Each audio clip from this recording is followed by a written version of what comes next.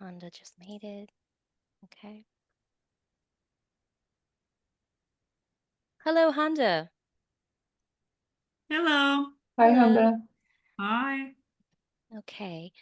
Welcome everyone to this. What was it? Is this our fourth? This is our fourth info session on the KDVI diagnostics. So it's the second to last. So if you we see some familiar faces that have followed us through the series of tools. And so this week, we are going to look at the Team Compass, which is the newest tool that we developed. I think it was about 2.5 years ago during COVID. Um, Let me just share my screen.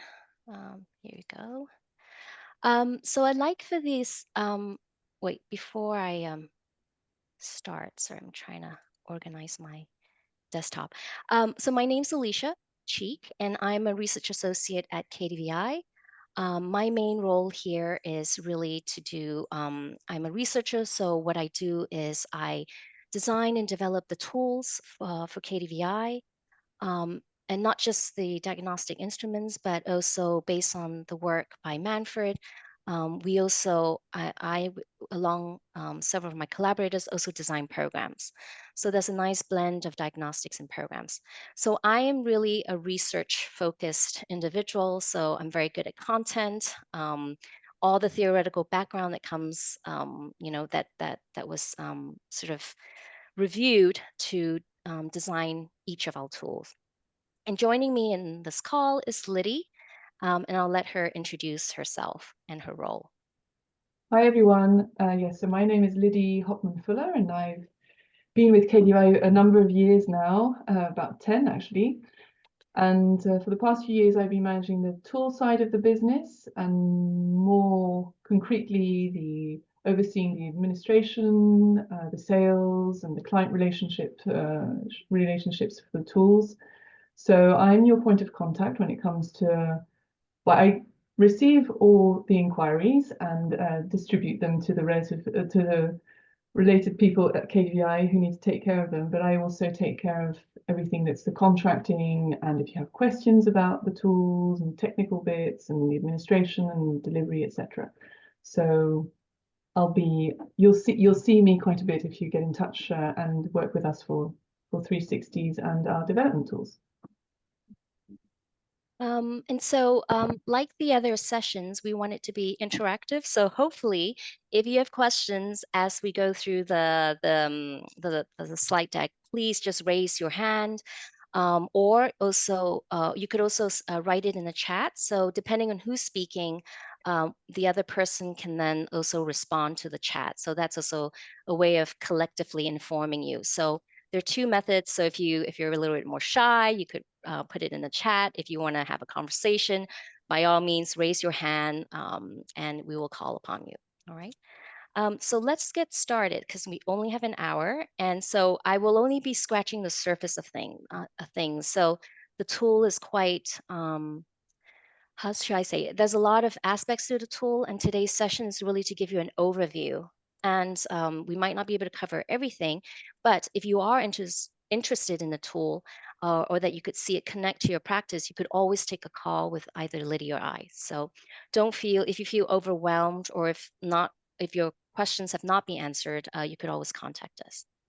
So I'm going to start sharing my screen, and I'm going to start with this quote, which I have said, I've gone through this quote like 5 times, so Liddy's familiar with it, and some of the other regulars.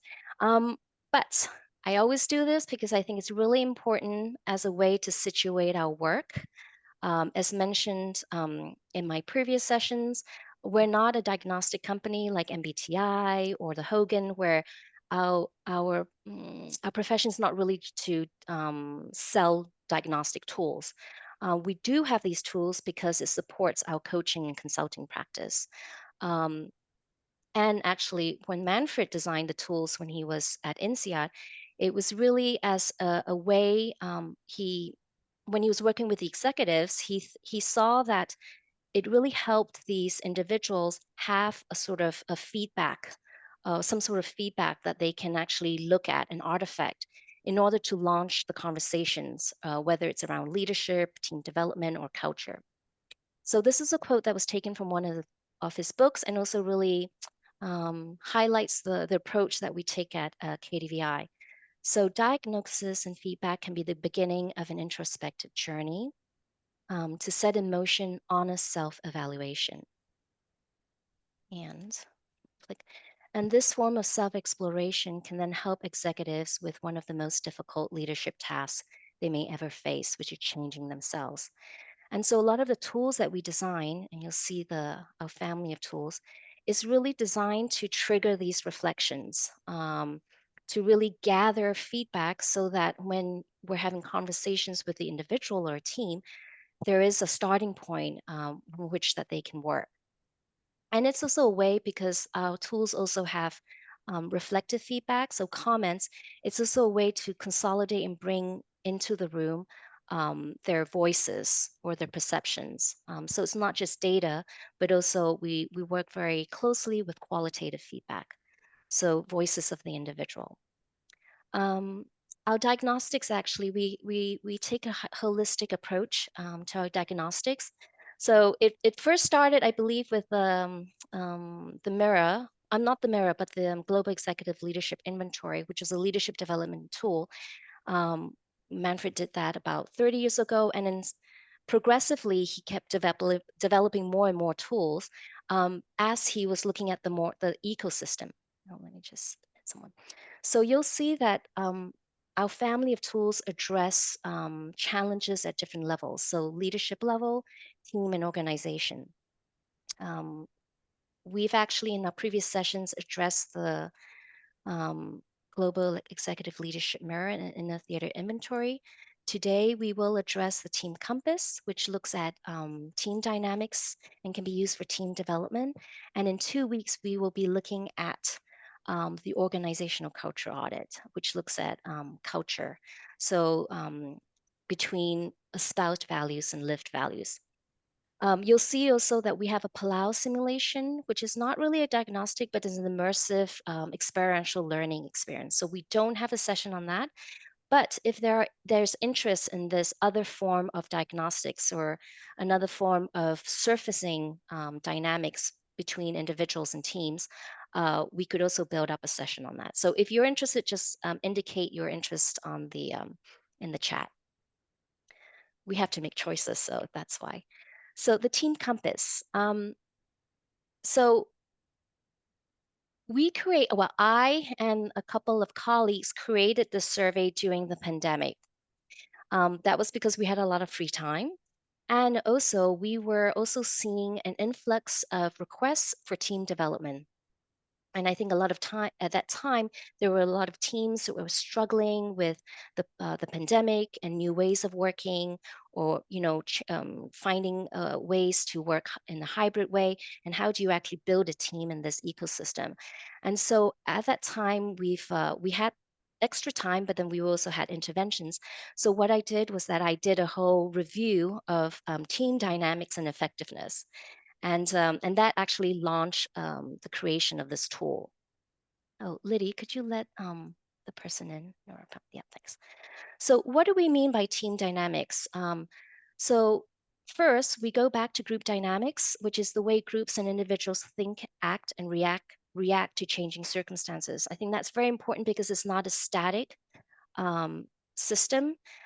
It's about individuals that really interface with each other, and that they can evolve and change their interactions.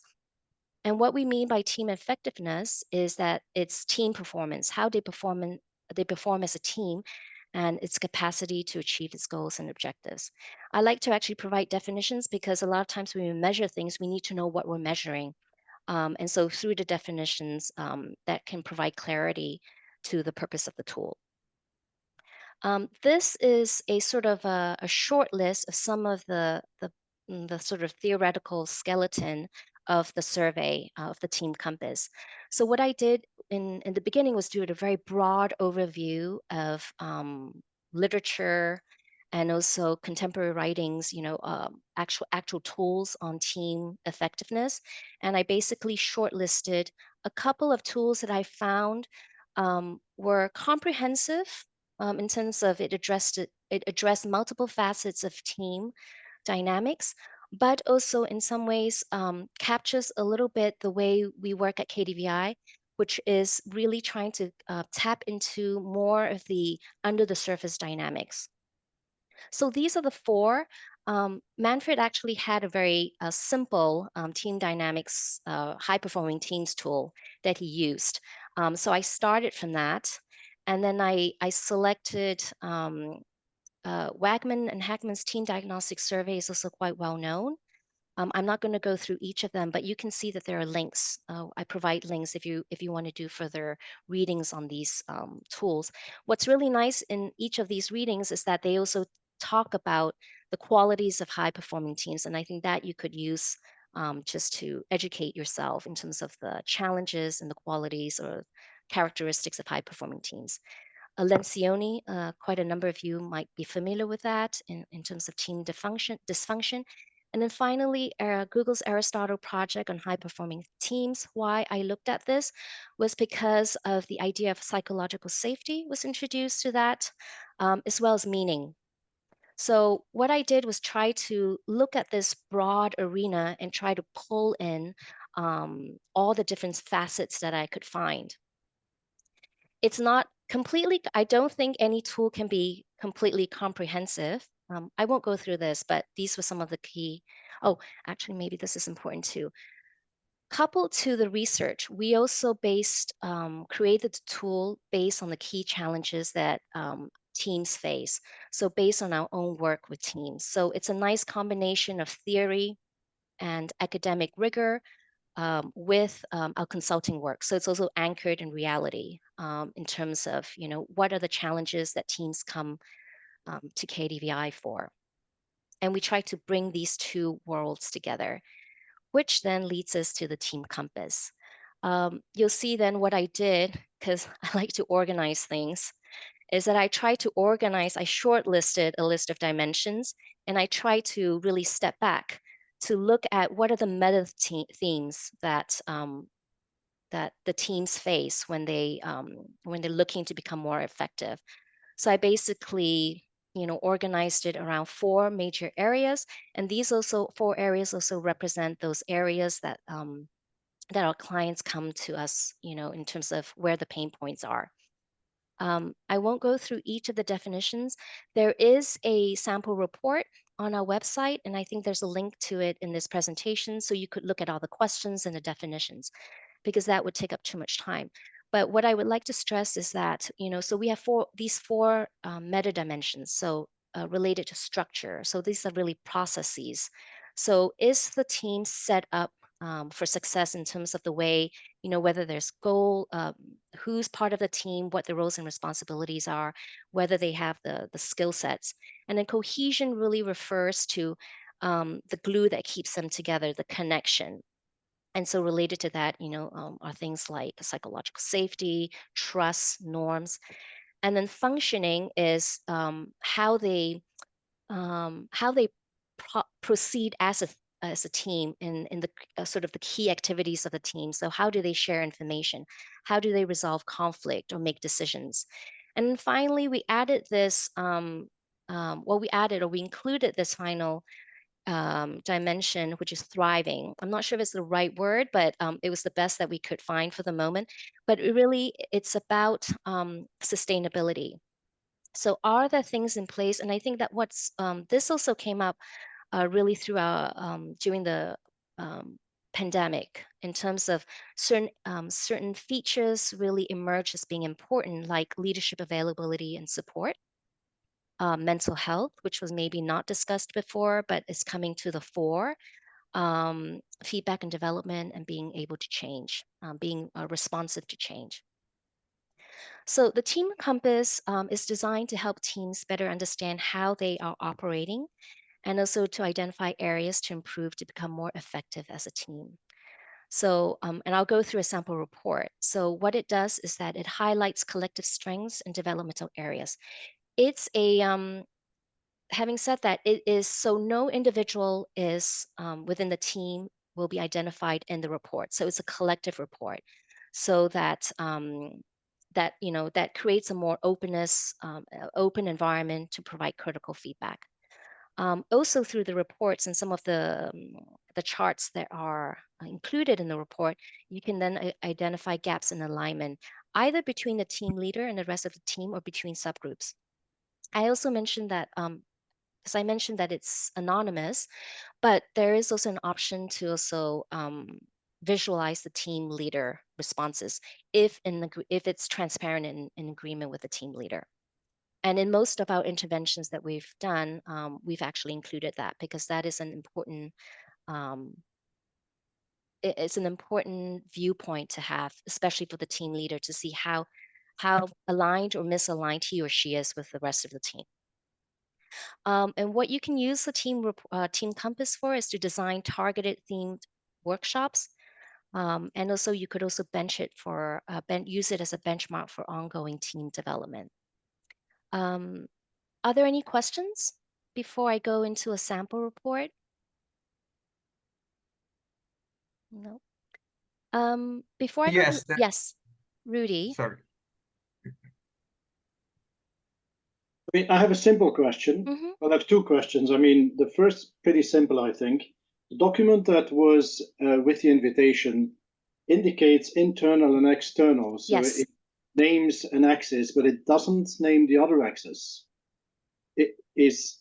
Can you talk about this? Oh, yes. I think the visualization wasn't very clear, so we removed it. So what I mean, and actually I will address it here. So it's actually not really, it's not an axis. It was just, I'll explain it. Okay, let me go through the overview, and then I think that will become clearer after I go through it. So The second question, probably you will come to that as well as the Mhm. benchmark. I'm very Yes. interested in. Yeah. So the overview, there are 45 questions. It takes about, how would I say, like 10, 15 minutes to complete. So they're scaled from 1 to 7. We also have a reflective exercise for more contextualized feedback. So as I mentioned, even though that list of dimensions there's quite a lot of dimensions, it might not be exhaustive. So what's nice with the reflective feedback is that it really captures the nuances of the team. So really the specific challenges of the team. And we always like to work with that at KDVI. It's not just the numbers, but also, very specific feedback that comes through the qualitative comments. Again, it's anonymized and aggregated into a team report. You can use it for management teams, functional teams, project-based teams. The ideal team size is 4 to 8. That's also because, I mean, that's what the research says too. But actually in reality, and we've seen that in practice, is that sometimes we have teams that are as big as 20. And sometimes that begs the question, is that a team? You know, so actually going through the process of the Team Compass, it's also an interesting process to also get them to start thinking, well, what is a team? What is the purpose of a team? Is it too big? Is it too small? Do we have enough people? So I think that whole process, even of going through the process, can actually trigger those reflections. Sam, I'll get to you, but just after this point. So if you have really large teams like 18, which is one of our projects, we recommend subgroups for more nuanced feedback. So for example, this team that we had, they were in different regions. So we were able to subcategorize them into different regions, and then we're able to sort of pull out differences. So that's important to consider when you think about a team intervention. Also, when you have a group of 18, how do you feed back to that group? How does the feedback and development workshop work with a group of 18? So that's something to think about, the debrief. Sairam. Yeah, so one question, Mhm. what is the maximum that can fill the questionnaire for an intact team? Is it 8 or is that the max? Or because you say between 4 and 8, so is 8 the max or can it be Well, 9? oh, it could be. Well, we've done it for 20. So Yeah, but there is 20 no you said maximum. was with subgroups. Well, we put subgroups into it because the thing is, and I'll show you, when we look at I'll show you the subgroup results. When you have 18, what happens with a group of 18 is that everything sort of converges into the middle.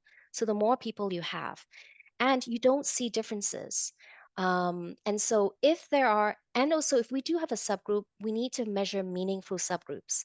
So for example, there was the management team that had about 18 people, but within their hierarchy, they actually classified them, whether it's a different department, I'm not sure what it is, but where possible, I think that allows you to create more nuanced look at the results.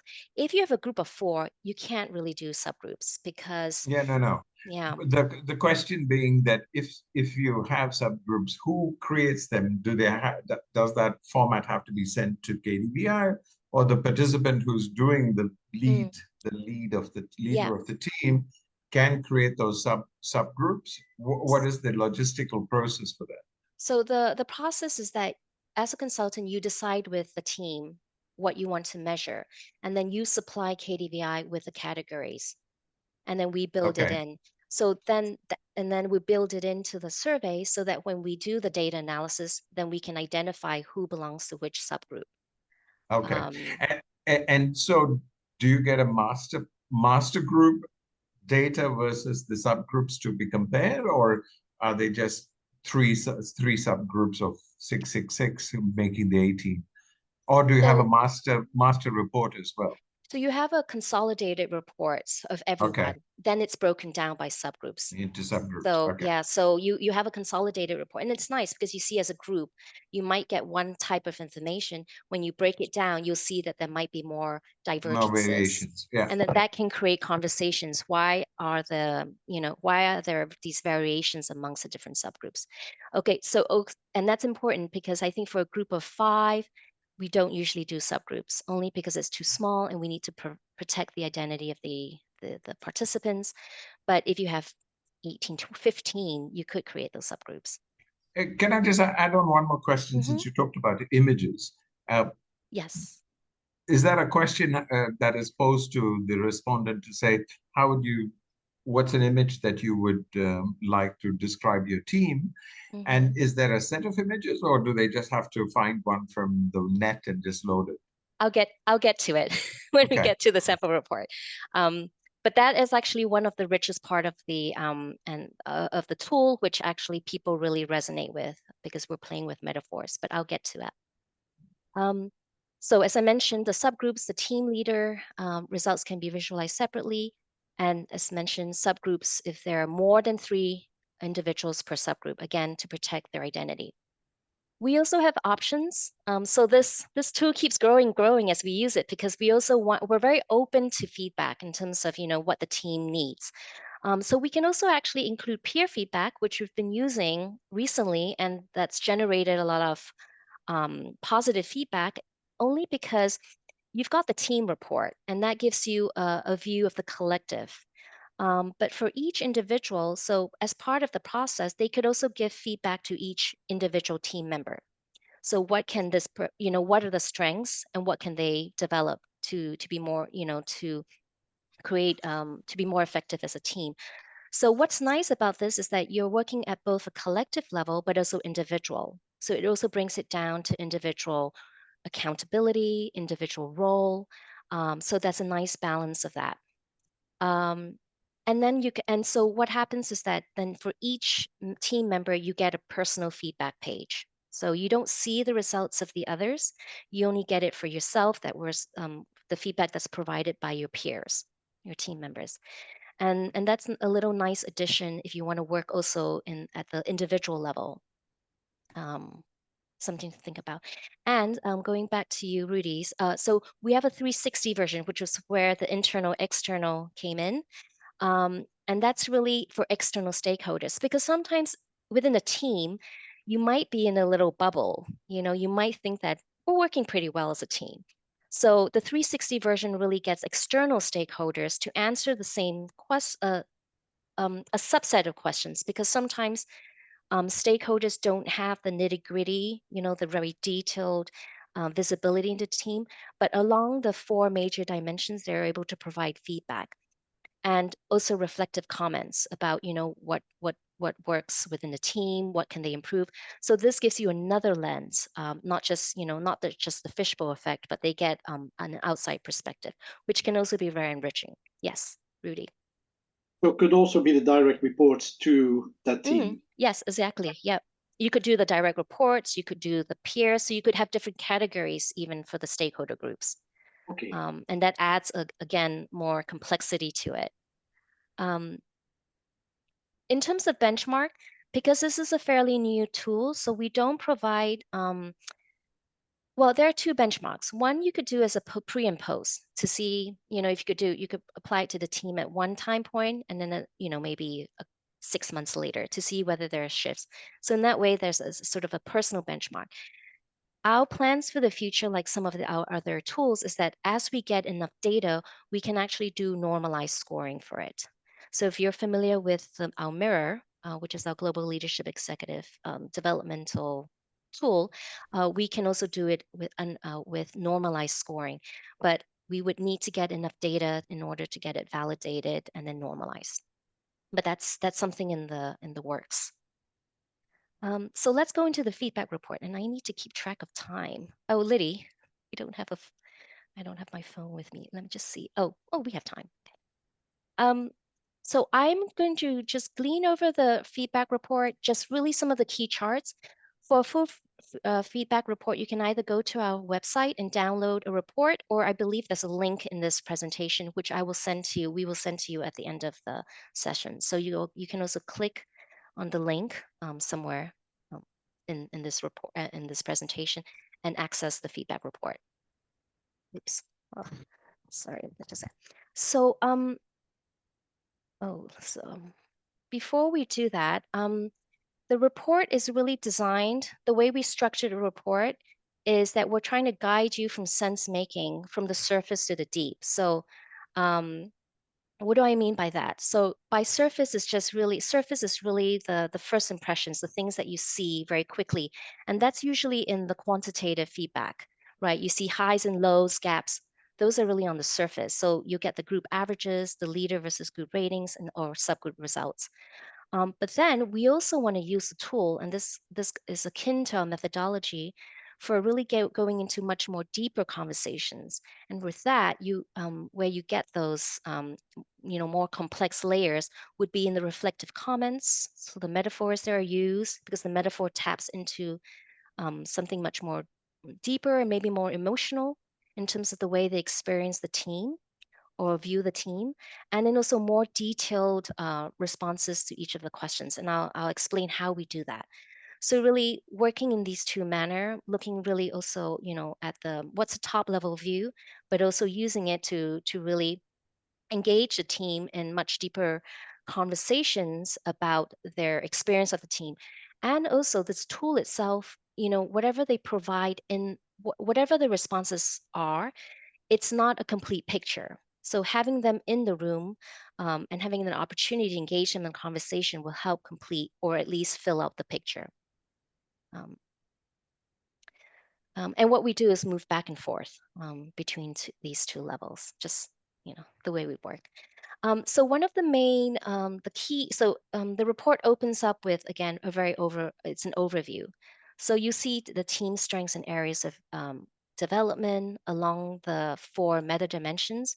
So very quickly, you can see the highs and lows, right? So you'll see shared norms was rated lower, as well as feedback and development, whereas results and impact was rated higher, and skills and competencies. I'm going through this very quickly, but obviously when you're working with it, you'll give much more, dedicate more time. But this gives you very, very easily, you get to see also whether, collectively, I see that, in terms of, if you look at the numbers and associated with the meta dimensions, that the lowest, collectively, it's really in cohesion. So that this allows you to also step back, in terms of, okay, in terms of this team, they score pretty high in structure, but less on cohesion. So it helps you to prioritize, because a lot of times with diagnostics, you're bombarded with so much information, and it's hard to really focus, know where to focus your attention on. Then we then get into the team leader rating. So in this instance, the team leader had agreed to also, that was because it was a new team leader coming to the team. So I think he or she, I don't remember who it was, but was interested to see whether there were, the degree of alignment or misalignment with the rest of the team. And I think that's really nice to show. And that's important with the team leader coming in to really get the sense of the ecosystem that he or she is entering into. So you see here that the team leader actually scored much lower in a couple of areas. There are two things as well. In terms of depending on how the results are visualized, because sometimes these gaps can create I think what's important is that it's really the results that are presented need to be in service of the team.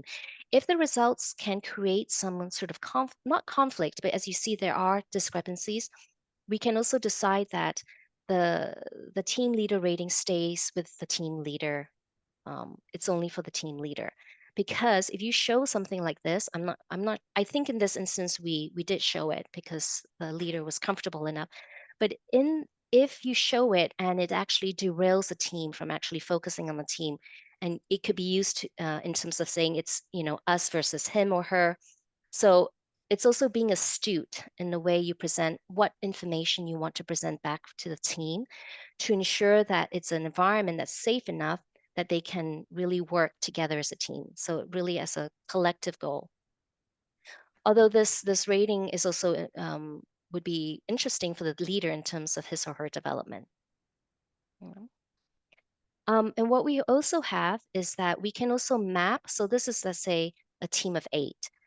We could also map their responses. Again, they're anonymized. And what's nice about this is that you can actually see the degrees of alignment. So you see that. So for example, I like this chart because you saw that with the team leader that there were, he or she had lower ratings, right, compared to the group average. But when you look at actually the spread of responses, you'll see that there are also some other individuals that are in agreement. So this really shows you that there are different sort of experiences of the team. And I think that's where the more nuanced feedback comes in. So you might get one interpretation from this saying that the leader is way off the bat, right? Way off the, in terms of his or rating. But when you look at this, again, it's more nuanced. You see actually there's something going on where the ratings are quite spread out.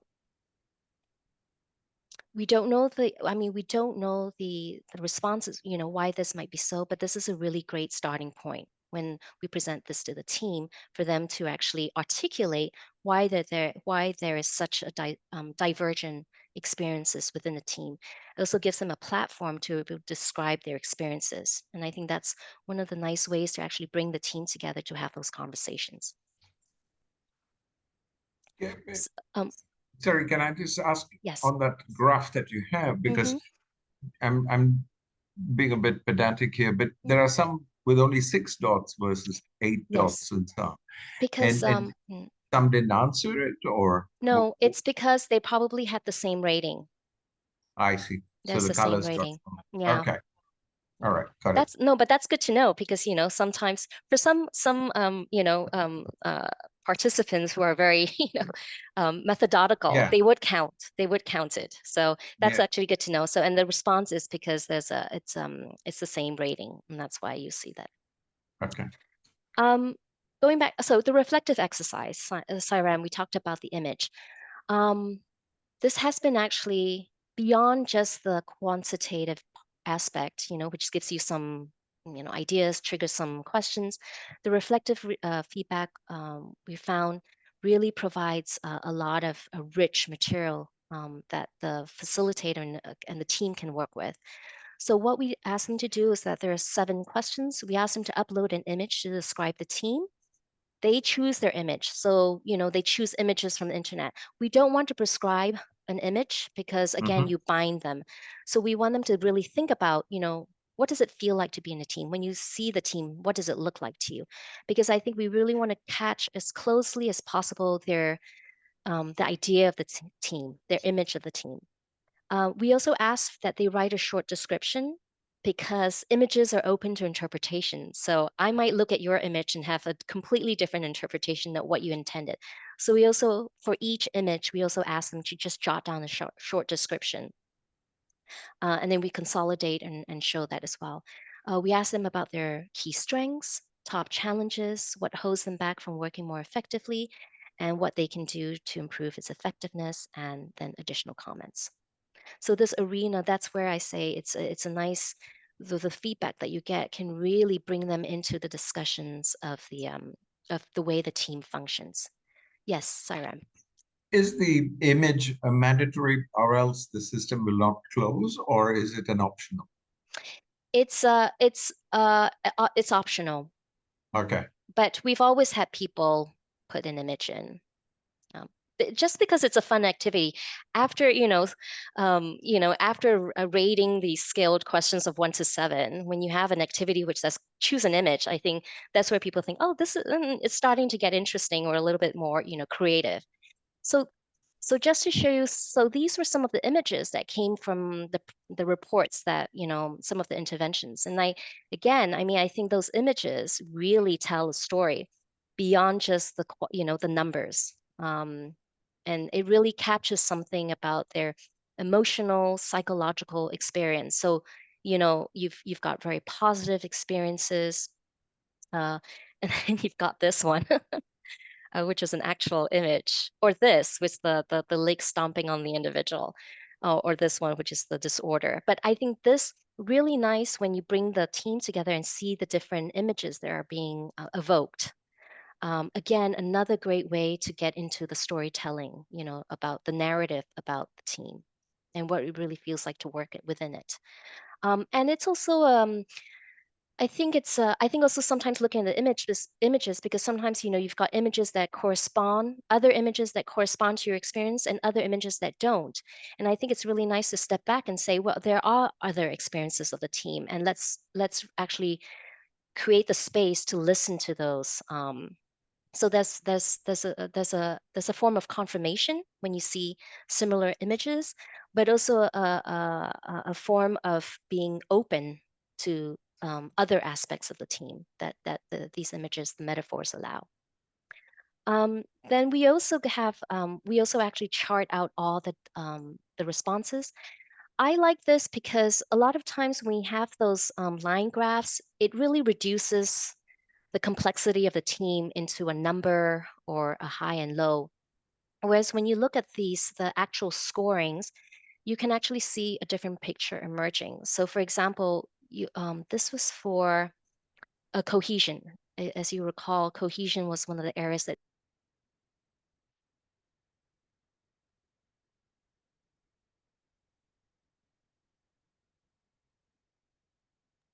You're on mute. Okay, hi. Okay. So where was I? So it gives you more nuanced information, because I think within here you'll see that even though cohesion was rated low, it's really in certain areas.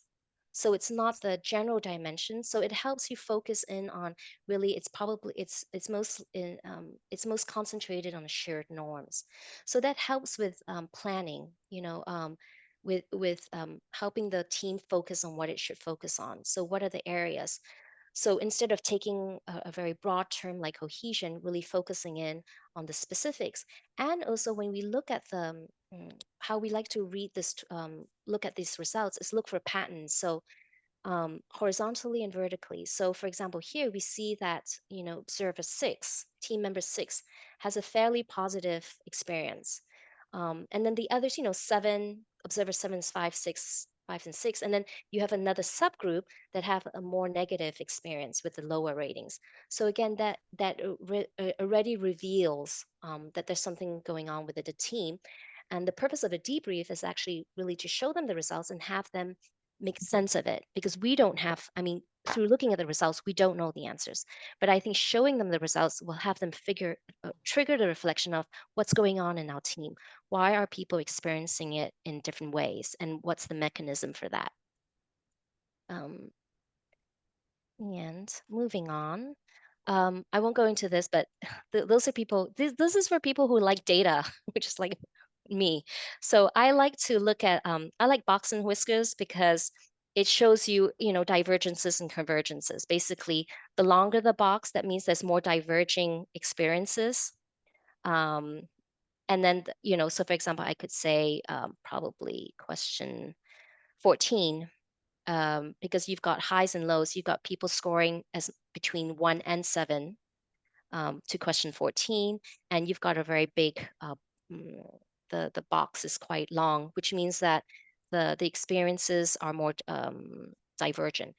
Compared to, let's say, question 22, where the box is smaller, you'll see that there's more alignment in the experiences. This is for people who like data.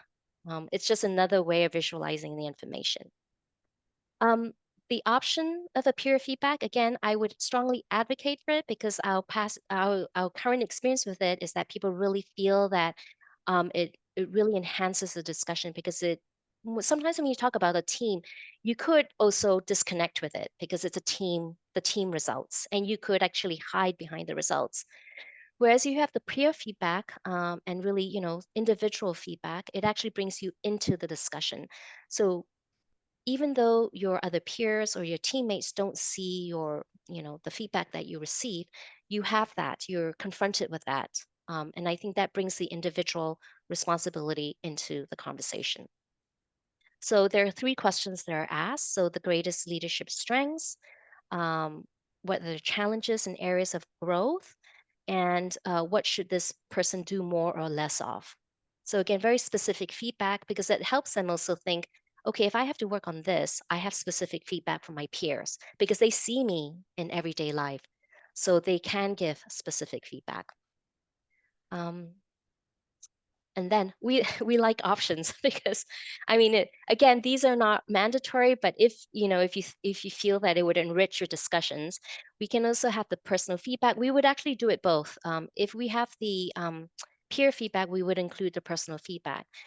It's also a self-reflective exercise for the individual to think, well, what are my greatest strengths? Because sometimes they don't really sit back and reflect on that. What do I contribute to the team?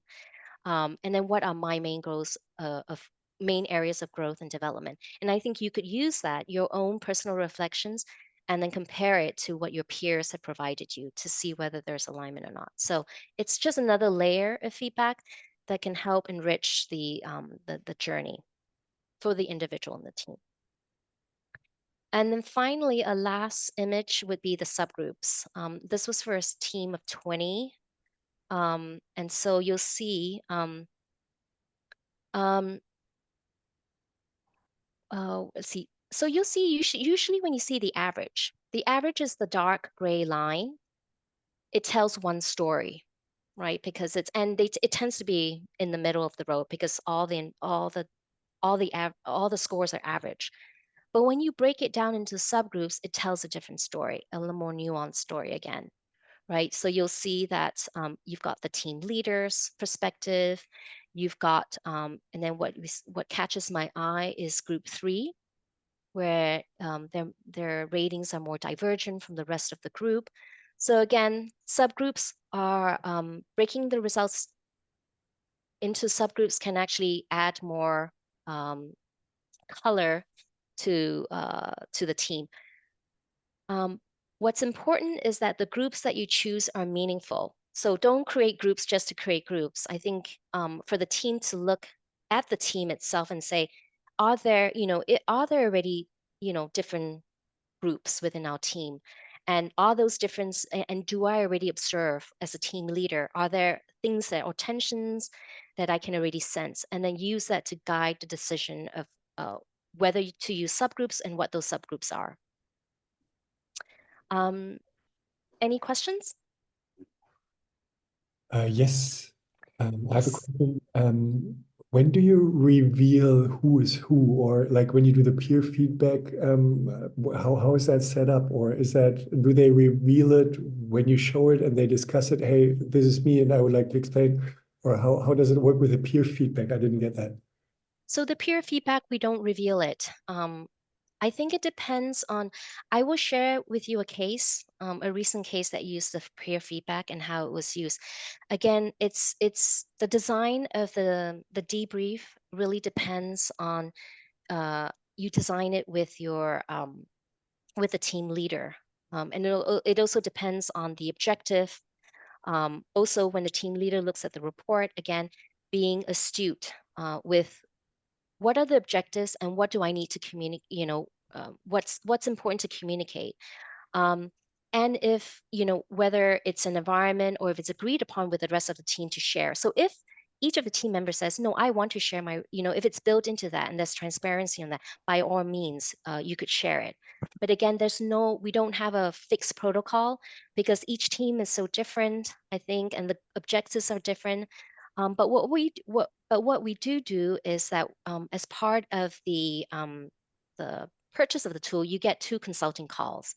So we can also guide you, we can use our experience and guide you into, thinking about, well, when would we use this? Why would we, so we could provide some advice. But again, it's really starting from you and the client, the team leader and the team and what it wants to accomplish. And then you can weave in different designs in terms of the debrief. Okay, so usually if I do the peer feedback, I don't do it based on the ratings. I just do it from my everyday life, like I do other peer feedback. So it's pretty much not. I don't know the ratings of the one I give my feedback to. Okay. No. It's just really for yourself. So for example, I think in this case, what they did was that we shared the team report, and with the team report, they each got a version of the team report before the debrief so that they could reflect on the results. And then at the back of the report is their own personal feedback. Mhm. So they can actually look at the collective results and also their personal feedback before they go into the debrief. And then depending on how the debrief is structured, maybe there's a personal feedback day. If you're actually working on peer feedback, it's built in. So with this session, why this was included was because there was a personal feedback that they were trying to practice giving and receiving critical, honest feedback. So that was part of the design. And so having this page was relevant. Mhm. Hande, oh, did I answer your question? Okay, Hande. I have just a few clarification questions, Alicia. So this tool is measuring only the team, not the individuals. And let's say this is a team, executive team, the CEO and 5 CXOs around, like 6 of them. When I see the line of team leader, is it the CEO, a single person, and his ratings are transparent because he's the leader? Yes. But this was a report actually that was for the leader. So when we presented it to the team, it was just the teams. We didn't single out the team leader, but the team leader wanted his ratings because he wanted to see how aligned he was Okay, with. you didn't share his. We didn't share the ratings. ratings. No. Okay, but often, yeah. When I look at it, so the first one, let's say the red one, is the team itself. Sorry, who are the other groups? No, so the dark line, this dark line here is all 18 members. The red line is the first subgroup because there were 18 people in the group. Can you go through my example? Just imaginary example. Yeah. So I'm talking about a team, CEO and 5 CXOs. We won't visualize it because there's not enough people and we would not be able to ensure the confidentiality. So as mentioned, for a small team of 5 and 6, we don't visualize. What we do is this. What don't we visualize? We don't have subgroups. This is a subgroup. So if you have a team of 18, it's just a lot of people. And so this, but we do visualize it. I'm trying to understand, are you keeping a direct reports as an additional subgroup and so on? So now I understand. Okay. Yeah. Yeah. Thank you. On the other hand, I mean, this could be if you have external. So I don't have an example of an external version, but with an external version, we would have a similar You could have, the team, then, as you say, board members or direct reports. So that line can actually show you that 360. So this could be a 360. This example was just for a team of 18, where we recommend, if you have a large group, to subdivide those individuals if possible, and if those categories are meaningful. But this would be something, for example, if you have external stakeholders, if you have a 360, you could then also have, it would looks like something like that. Rudy? Yeah, detailed question. But in this representation, when the team leader is being shown, is the score of the team leader coming out of the group average, or is it in? It's in. It's It's in. in. It's in, and actually the leader's results don't even make a lot of difference. It's because it's one result out of 18. So even if you took his result out of the group average, you don't really see the shifts. We wanted to keep the group average as a whole group, and then Okay, because the team leader brings it down. it brings it down. Yeah, but again, I think it might not just be the team leader. If you recall, so I'm gonna Right. it could be other individuals. So I think we try not to jump to conclusions, but it does show you patterns. I think what we like to work with are the metaphors and the comments, because that again gives you a little bit more nuanced information. It's true. That's why sometimes with line charts, we can, it shows something that looks very definitive, but there's a whole story. I think if we mapped all 18, which would get chaotic, actually, that would be very difficult.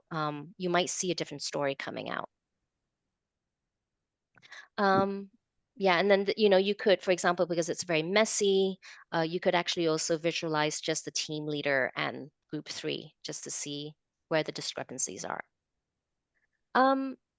So before I hand it over to Liddy, I want to end with how we use this tool. So we're really trying to use the tool not as a definitive diagnostic of the team saying, you're high on this or low on this, but really it's using all the different types of information, both from the qualitative to the reflective feedback to the images, to really create a reflective space for not only just questions, just triggering the questions. Because I think when you look at the reports, it triggers. When you look at the images or the line charts, it triggers something. It triggers like what's going on here. So I think what we want to try to do with these instruments, as opposed to being very prescriptive, it's really as a reflective piece. So we want to open up conversations. So trigger their curiosity. So they'll start asking questions, and through exploring those questions, create more awareness, then insights, choice, change, and impact. So really working in this area, curiosity, questions, awareness, and insight. I won't go into this case because I know we are, but you have it. 55, geez. So this is a design with a peer feedback. And so because there was a personal feedback day, and that's why that's when the individuals, they don't have to share, they just shared the highlights, what they learned from the report. So they don't actually literally have share the actual comments, but a summary of the comments. So what did they get from that? And then the first day was actually a focus on personal feedback, and then the second day on team dynamics. So this is the way it was structured, but I won't go into it because I know we're running out of time. If you're interested, you could always take a call with me, because then it'll become more, we could flesh it out together. Another thing that I like to just introduce to you is also, you could use this tool in a sort of group or team coaching session because of the report. And I think what's really nice when it's team coaching is that, you're creating the space where these processes take place. There's an article, Group Coaching, Creating Tipping Points of Change, that Manfred wrote, which is really lovely. And also we have a group coaching practicum. I'm just putting a shout out for that. But really, if you're interested in team coaching with a psychodynamic, so how do you coach teams or groups with a psychodynamic lens? So based on Manfred's work, we also have a group coaching practicum where you actually get to practice the team coaching methodology with your peers and also with an actual team. So it's really a space to, Marianne is in there. So Marianne's one of our alumni from the group coaching practicum. So if you're interested, there's a brochure. You can click on it. I'm going to hand it over to Liddy because I took up most of the time, but also with questions. So Liddy. Yes, so we wanted to just let you know that if you're interested in more information about this, of course, you can reach out to me or Alicia. There'll be a follow-up email post-webinar to all of you and people who registered who couldn't make it, with the slides that you've been shown here and a link to the recording of the session if you want to revisit it. So if you're more certain about moving forward with the tool, you can get in touch and we'll set up a call to sort of define how to apply the tool, how to design the setup, and then we capture information, technical information about your participants and deadlines, etc., to set things up, and we manage all the administration.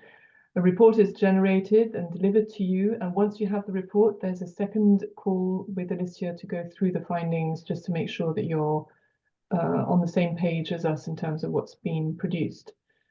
The cost, if you can move to the next piece of this, the cost is £1,500 for a team. There's no defined set number there, but of course, if we move into very large teams, we might have to revisit that price, but that is for 4 or for 8 people. Yeah. Oh, Yeah. sorry. Yes. So Liddy, the 1,005 is for, it doesn't matter the team size, so it could be 20. But if you have 20, then we've got subcategories, which then Yes. is an additional price. So the additional pricing comes with if you have subcategories. Exactly. So if you want to add subcategories, it's 300 per category. And if you want to add the peer feedback questionnaire, we're adding another 500 onto that for the report. We offer some additional services related to the Team Compass, so you can choose to train or certify for this tool. So the training session, it's about 3 sessions, and the certification is 2 more sessions where you also apply the tool with your client, write a paper, and it is reviewed with your facilitator, who's a KDVI associate. We can offer supervised application of the Team Compass with your client if you want some extra support. We can also offer options around co-delivery, if that's what you would like, and also design the Team Compass into a team development workshop. So there are options, whatever might work for you. If you're interested in finding out about it, yes, do get in touch, and then Alicia can respond. We've got one of our associates, Claire Finch, who's usually very present during the webinars, but not here today, who looks after all the certifications at this point and is very well versed with all our tools and capable, and works herself as a coach and delivers on programs. So she's very used to implementing tools. Yeah. Okay. We had so much. Oh, we're at 5. We're doing well, Liddy, because we tend to go over. It's a lot to take in a short period of time, but it's fine to go over things again, ask us questions, and we'll be posting more information on LinkedIn, for example. And if you look at the website, we've got a brand new website. It's currently quite stripped down in terms of amount of content, but it's going to be growing back up to a level of content it had on the old version. So we're working on that too. But so we're happy to provide information via email, via calls. And yeah, just before we close, if you're interested in an organizational culture audit, we'll be back here in 2 weeks, same time. So if you're interested in that. And so we're going to let you go. We're at time. And if any of you have questions, just Liddy will send a follow-up email with both our emails there. So you could always schedule a call with us. All right. And thank you all for being here. Thank you. It was great to see you. Bye, everyone. Thanks so much. Thank you. So nice to see you. Have a nice afternoon. Nice to see you, evening. Marianne. How have you been? I'm good.